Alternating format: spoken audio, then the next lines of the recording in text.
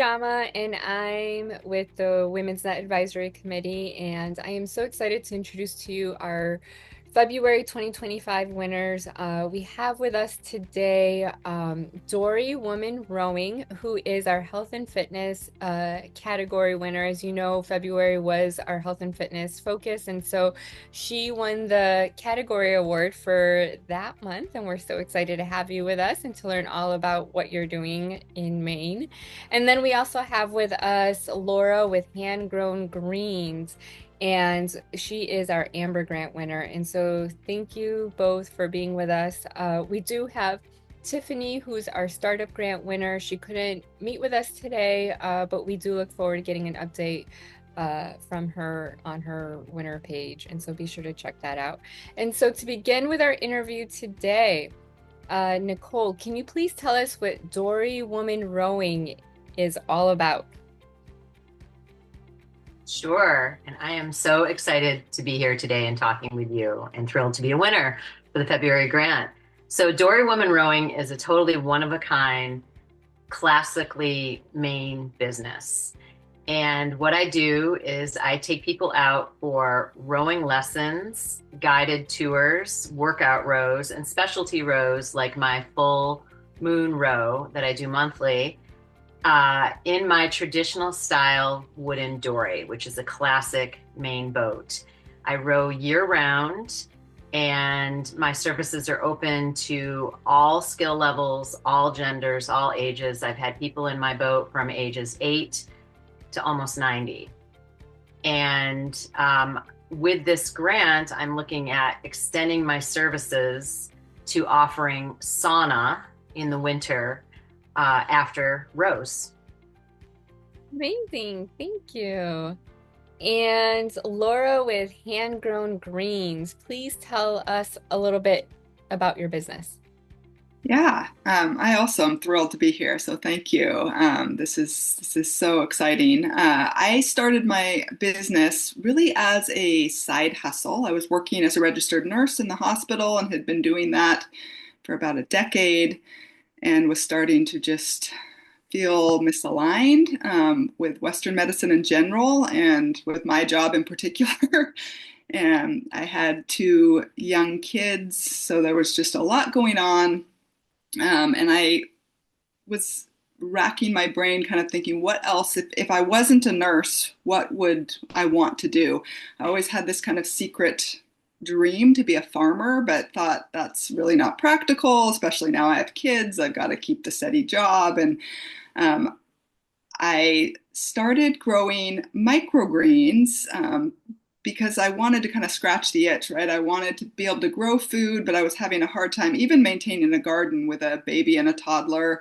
And so I watched a YouTube video and I found out about microgreens and thought this is something I could start doing with my kids. So it started kind of just for me to get back into growing, to do something fun with my kids. I was also struggling personally with a lot of gut health issues. And so I was really motivated to find ways to look at more of a whole foods diet to get myself better, because I felt like all these medicines and traditional treatments weren't helping me.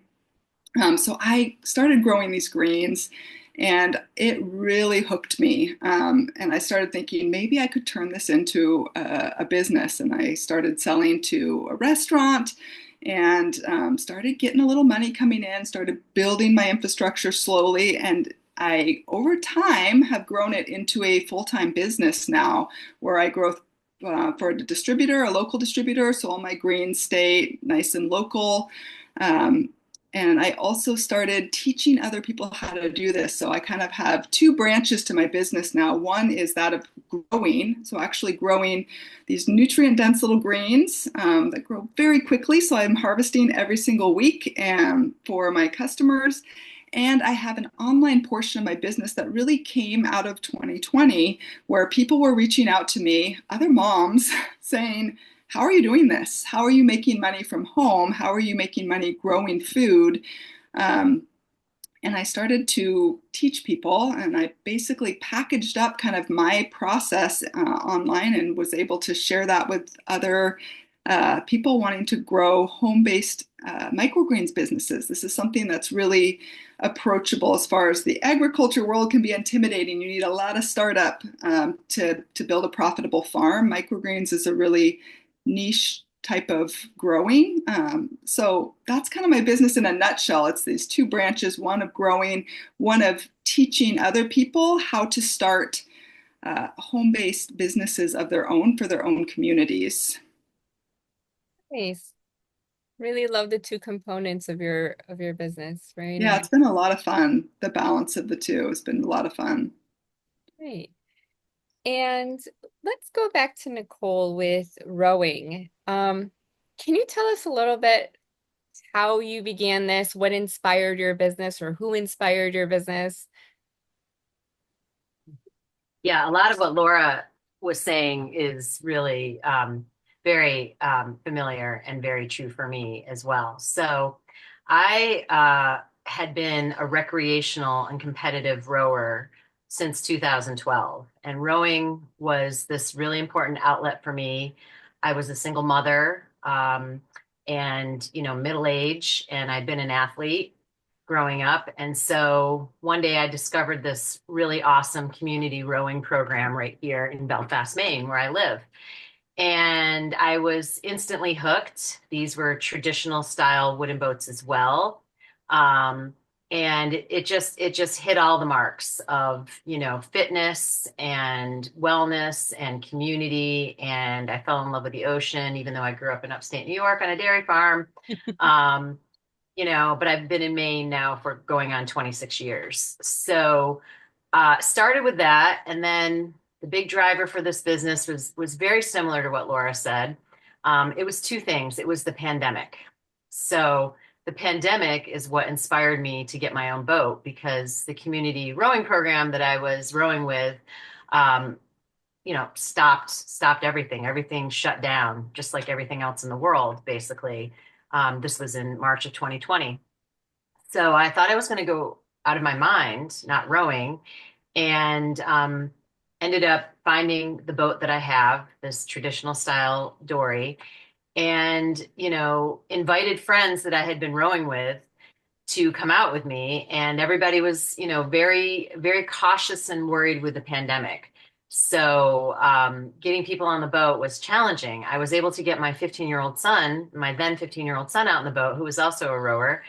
And so we had some adventures together. But basically in the fall, people started finally rowing with me.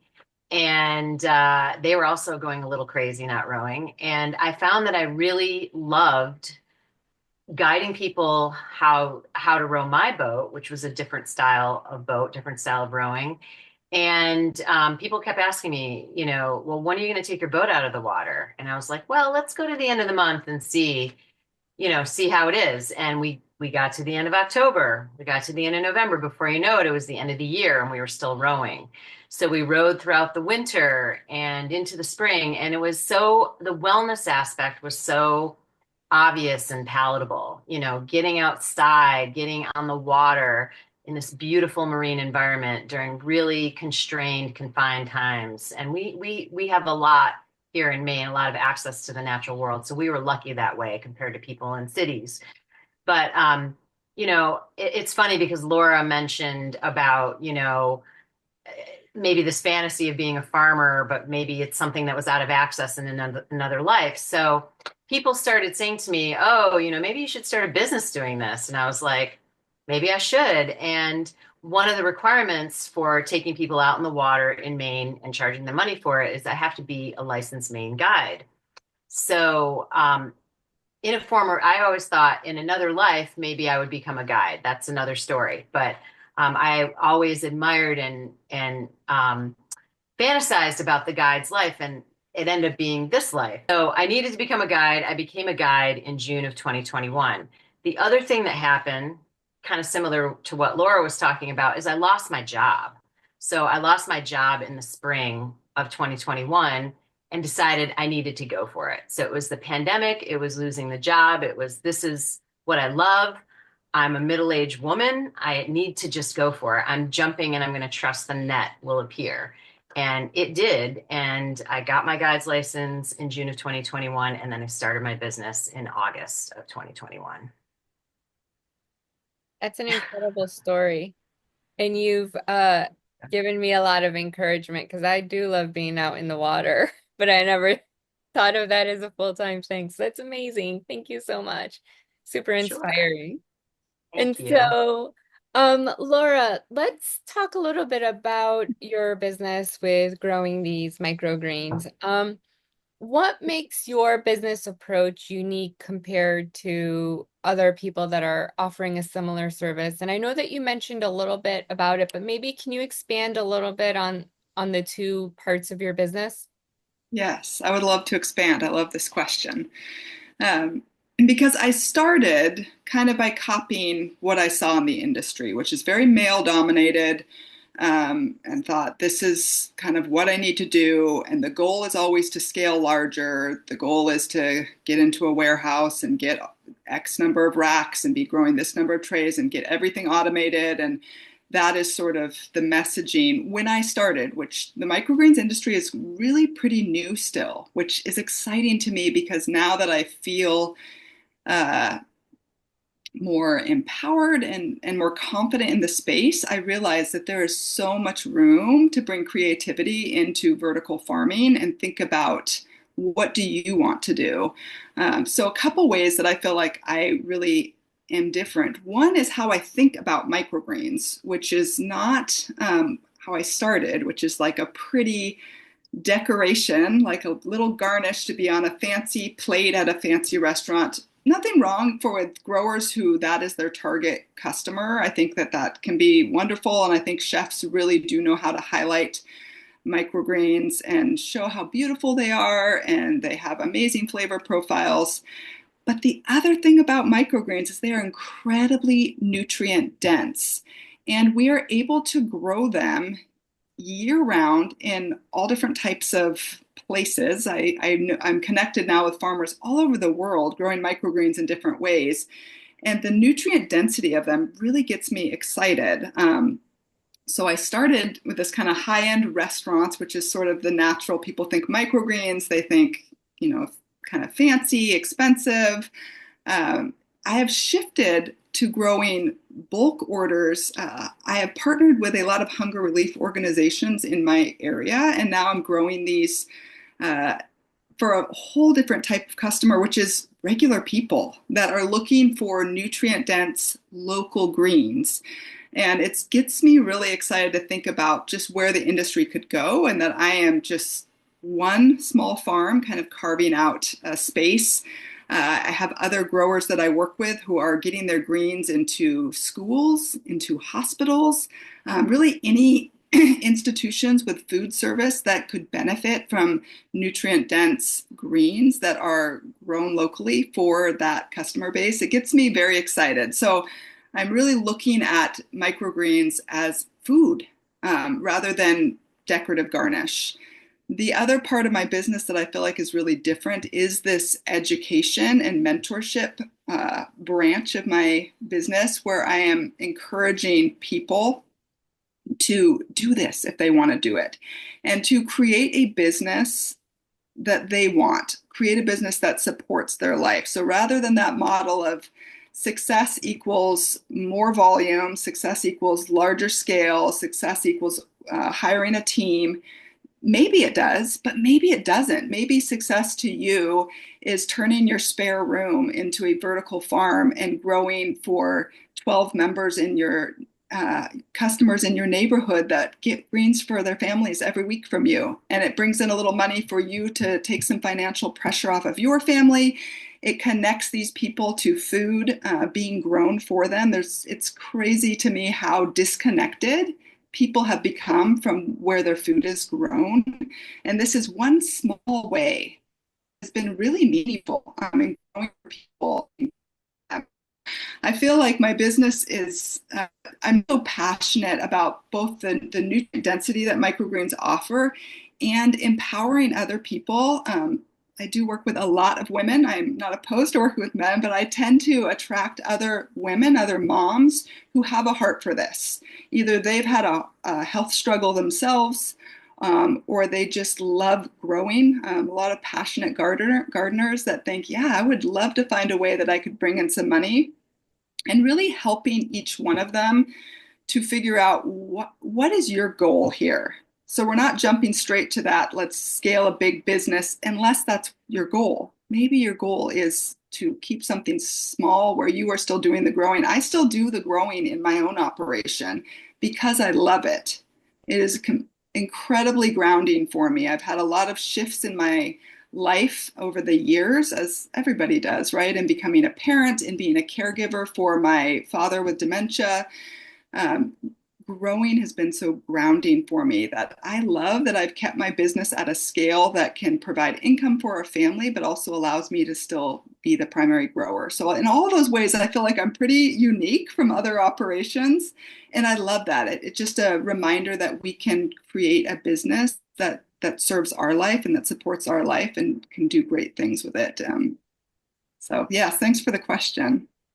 I really appreciate that, especially, there is something special about connecting with the person that is growing your food or taking care of your food. I know that for me, it always shopping local and with direct growers always has a different feeling and trust level almost than just going to the my local grocery store, which is great too and super efficient and easy sometimes, but you, that other piece is much more special. So thank you.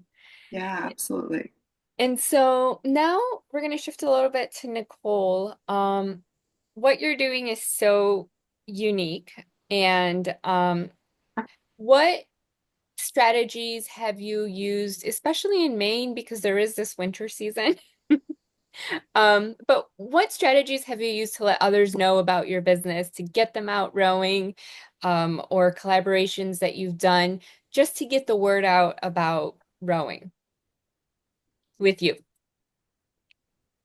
Yeah, well, it is totally unique. And again, a lot of what Laura was saying, I can really relate to. Rowing in general, boats is often very affiliated with men, right? And in fact, my name, DoryWoman Rowing, is really flipping the script around. When you look at the history of these type of boats, you always hear dory men, dory men, dory man, that sort of thing. So I'm a former gender studies professor. And so I like pushing up against the status quo. And so hence the name Dory Woman. So Wonderful. I think the name in and of itself, attracts interests for sure. And one of my skills is filmmaking and photography. So that is a really great skill to have as a small business owner, a solopreneur. And I'm fortunate because I have the most amazing subjects to take photos of. So when I'm out in my boat, I have the ocean, I have the sky, I have the water, I have wildlife, abundant wildlife. So seals and porpoises and all kinds of avian life and raptors like, osprey and eagles. I have the people in the boat who I get permission from to take their photos. So, my process has shifted a little bit as my business has grown. I'll be celebrating the fourth anniversary of DoryWoman Rowing this summer. I started out with a lot of, thank you. I started out with a lot of photography of place for sure. And so place is an important character in this story for sure. My boat is an important character in this story, but the people that row with me are as well. So it's all about the story. It's about creating stories, and I see myself as much a storyteller as I am a rower. So I love putting together, reels and videos on Instagram. And what I found to be most successful are, it's just capturing those things, capturing a beautiful moody day out on the water where it's glass water and you can see the ore reflected back in the water. You can see the sun in the water. Um, the moon, the full moon row. I mean, there's just endless, amazing gorgeousness, magical moments there. the look on people's faces, which also reminds me somewhat of what Laura was saying about the very empowering aspect and the fun aspect of what I'm offering with my services. So, like Laura, most of my clientele are women. I row with men, and I actually get that question a lot. Do you row with men? You're DoryWoman Rowing, and it's like, do I really have to answer that? So I do get men rowing with me solo or in the context of family, pairings or partnerships, whatever. Um, so I think it's so much about the story. And so, I really try to tell a story with my social media. And then, if I see an eagle or a seal, that gains a lot of interest. But I had this really crazy thing happen in January. I had my first viral video, and it was as mundane as it was a mooring marker. So what boats ultimately tie up on, in a harbor.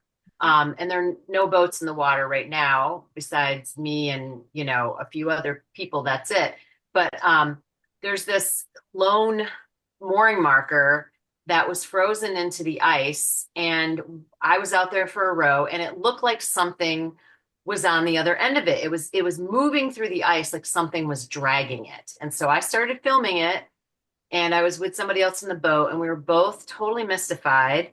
And I was saying out loud, is that a seal? Is that a fish? What is it? Because I mean, you have to go to my Instagram now to see it, but it's a viral video. And so it's funny because, out of all the videos I've done and posts, I've never had 12.6 million views, of anything like that. This was just so silly. And I put it up there, knowing what it was. It was not a fish. It was not a sea monster.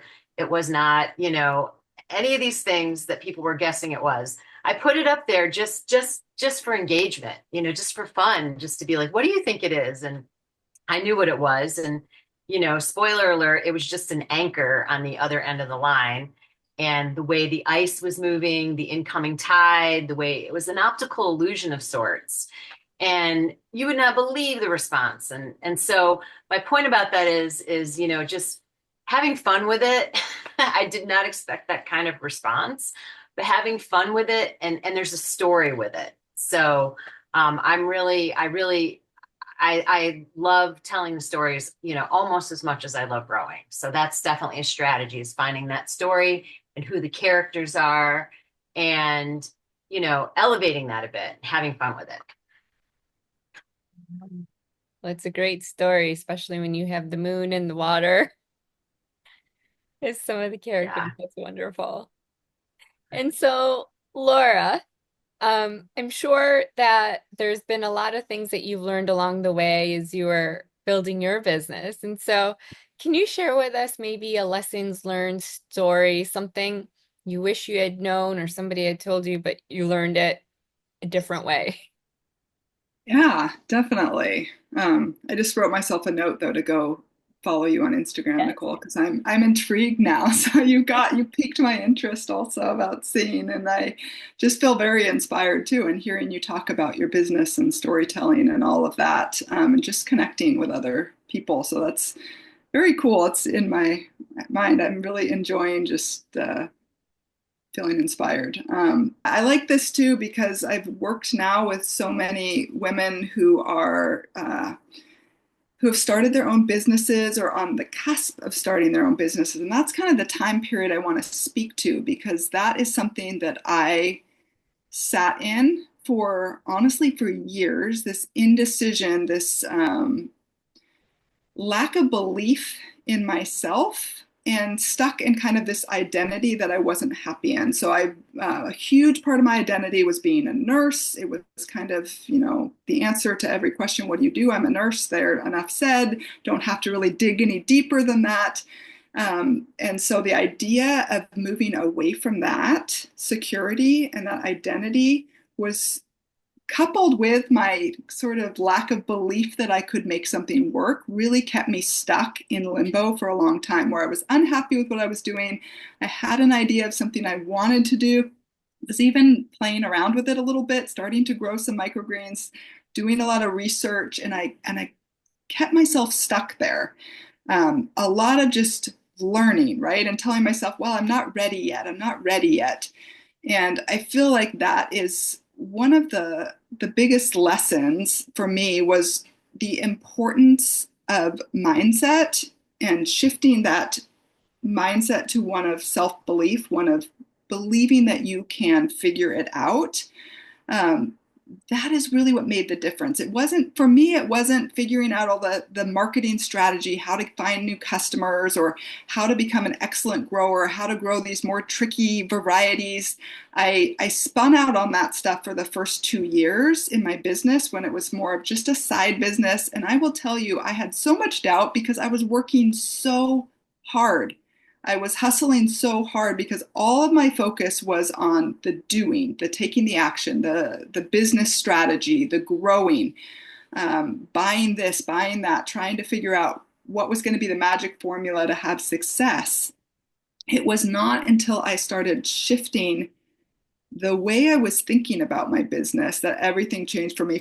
For me, it was, I hired a business coach as kind of a last ditch effort of like, can I make this work, or should I just go back to full-time nursing? At that point, I was still keeping that alive. I was like, I can pick up shifts, I can bring in some extra money this way. And it really kept me in limbo. Um, I work now with a lot of growers who find a great balance between working and having a little farm business as well. And that's lovely. For me, I really had to cut the ties, and take that leap. With that action came a lot of clarity around what kind of business do I want, really digging into why am I doing this, so that it doesn't just become another job that I'm also get burnt out on. But why do I want to do this? What is important to me? What does freedom mean to me? What does flexibility mean to me? How can I actually live out my priorities? How can I build a business that supports me in being able to be present for my kids, be there for my aging parents, all of these things. So for me, it was just the mindset piece was the absolute most important component in me finding success with my business and becoming profitable and at peace. So not just profitable from hustling really hard, but being profitable and relaxing into this life that I've created. And that really came from me learning to shift my thoughts and recognizing that my thoughts are creating my feelings. And that's really what's driving me to take actions and see the end results in my life. And really, that taking hold in me shifted everything. And I love helping other women who are on that same journey, that are ready to start shifting their mindset from one that's very limited and sort of rooted in how you were raised and what you were brought up to think, to one where you truly believe that you can figure out anything and that everything is open to you. It's just a very freeing feeling. So it's another part of my business that I love, as I get to mentor other women in this business. For me, it happens to be microgreens, but I feel like this could translate to anything. And that's really exciting to me too, for people who are ready and willing to say, I want to do the work. I want to do the mindset work and start shifting what I believe I'm capable of. That for me is really, when people ask me, how are you successful? How are you profitable on this small scale farm? And I think they're always expecting some kind of strategy, right? A marketing strategy. Here's how I use Instagram, or here's my email marketing, or here's my operation, here's my automated racks, whatever. And it's really not. It's really about how I think about my business, that made the big shifts for me. So that's kind of my answer. Wow, that's amazing. Especially, I love how you defined what success means for you and defined what you want it to look like. And so it's successful because it works successfully for your life. And so that takes a lot of courage to redefine that, especially when we're not using, um, I guess, our society standards of what is success. And so very nice. Wonderful. Well, thank you so much, Laura and Nicolle, for taking some time to meet with us and to let us know what you've been doing, what you are doing, and how you're making this world and all of us a healthier, more beautiful place filled with awesome experiences. And so thank you, and congratulations again on your award. And we look forward to connecting with you later on in the year. Awesome. Thank Thank you you. so much. Yeah, thank you so much, Jama.